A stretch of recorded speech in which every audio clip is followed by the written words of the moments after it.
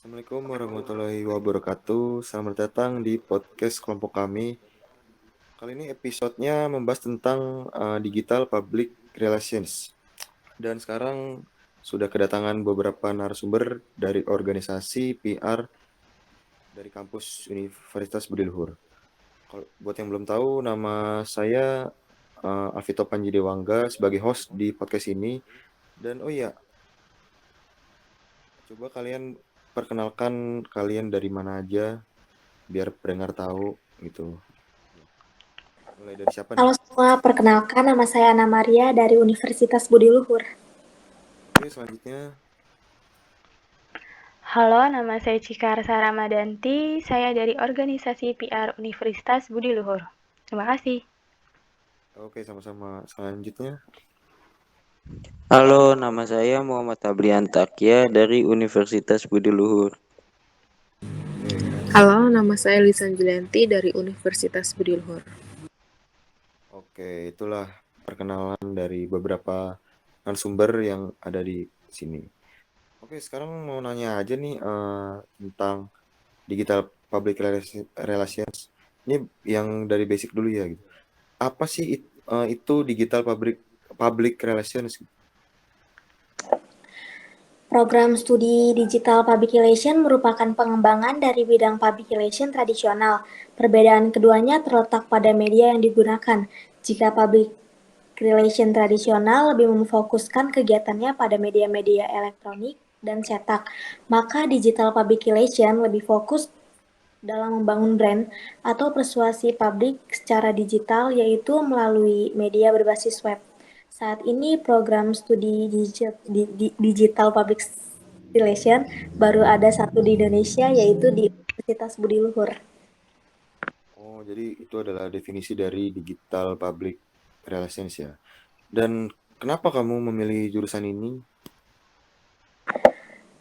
Nggak bisa dipungkiri lagi, teknologi saat ini telah berkembang dengan sangat pesat sehingga hampir seluruh aspek kehidupan kita terintegrasi dengan teknologi itu sendiri. Begitupun dengan bidang public relation atau hubungan masyarakat. Program studi digital public relation berusaha untuk memberi pembelajaran dalam rangka memahami dinamisasi industri yang bergeser menuju industri era second age atau bisa disebut dengan digitalisasi. Kalau kamu memiliki minat yang besar untuk membangun relasi dengan banyak orang dan tertarik mendalami dunia digital, program studi ini adalah pilihan yang tepat buat kamu. Oke, jadi itu bagi yang bingung mau masuk jurusan apa atau digital PR, itu alasannya kenapa kamu milih jurusan ini. Oke, lalu mata kuliah jurusan digital public relations itu ada berapa sih? Jadi mata kuliah di jurusan Digital Public Relation itu ada 10. Yang pertama Public Speaking, yang kedua Manajemen Komunikasi, yang ketiga Komunikasi Krisis, yang keempat Dasar-dasar Komunikasi, yang kelima PR Writing, yang keenam Teori Komunikasi, yang ketujuh English for Public Speaking, yang ke-8 Fotografi Digital, yang ke-9 Kemampuan Presentasi dan Bicara Publik, dan yang terakhir Literasi TIK. Terima kasih. Oke, sama-sama. Jadi banyak sekali ya mata kuliah yang ada di jurusan digital public relations ini. Oke, kalau gitu, ini ngomongin mahasiswa nih. Karakter mahasiswanya itu yang sesuai itu gimana sih di jurusan digital public relations ini?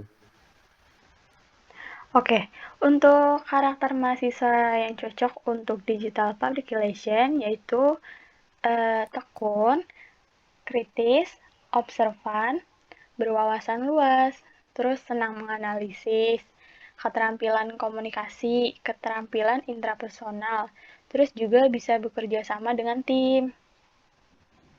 Oh, jadi itu adalah karakter mahasiswa yang sesuai di jurusan digital public relations. Iya, Lalu, betul. oke, lalu setelah kita belajar ini semua dan karakternya sudah sesuai, lalu prospek kerja di jurusan digital public relations ini apa sih gitu?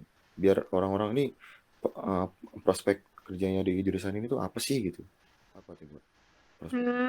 Untuk prospek kerja jurusan Digital Public Relation, Nah, lulusan Digital Public Relation memiliki prospek kerja yang cukup mumpuni di masa depan. Lalu, bidang Public Relation sendiri telah memiliki proyek kerja yang sangat luas karena hampir setiap perusahaan dan bisnis membutuhkan seorang ahli PR untuk menghandle relasi dengan klien maupun mitra-mitra yang terkait. Lalu, Prodi Digital Public Relation dapat memberikan kesempatan karir yang lebih luas karena nggak hanya dibekali oleh pengetahuan dan skill berkomunikasi yang baik, tetapi juga memiliki pengetahuan tentang dunia digital yang bisa dipakai dimanapun. Bidang kerja yang kamu pilih. Terus, lulusan Digital Public Relation dapat bekerja sebagai PR, social media spesialis, lalu digital strategis, dan masih banyak lagi sih. Oh, jadi itu prospek kerja jurusan di Digital Public Relations. Jadi yang masih bingung prospek kerjanya apa, tadi udah dijelasin oleh narasumber prospek kerja di jurusan Digital Public Relations itu seperti apa. Cukup jelas kan? Oke, selanjutnya apa aja sih keterampilan yang didapat dari jurusan komunikasi dan Digital Public Relations ini?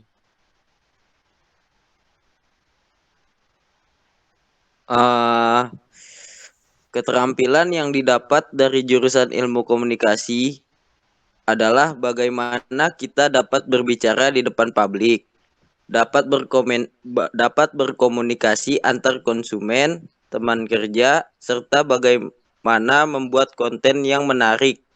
Namun pesannya tersampaikan kepada masyarakat. Di Ilkom, mahasiswa ikut serta dalam praktek sesuai dengan konsentrasinya, baik pada bidang marketing communication maupun broadcasting. Terima kasih.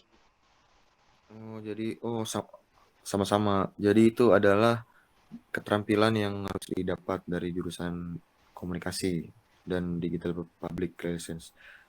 Oke, lalu apa sih yang membedakan jurusan Digital Public Relations dengan ilmu komunikasi?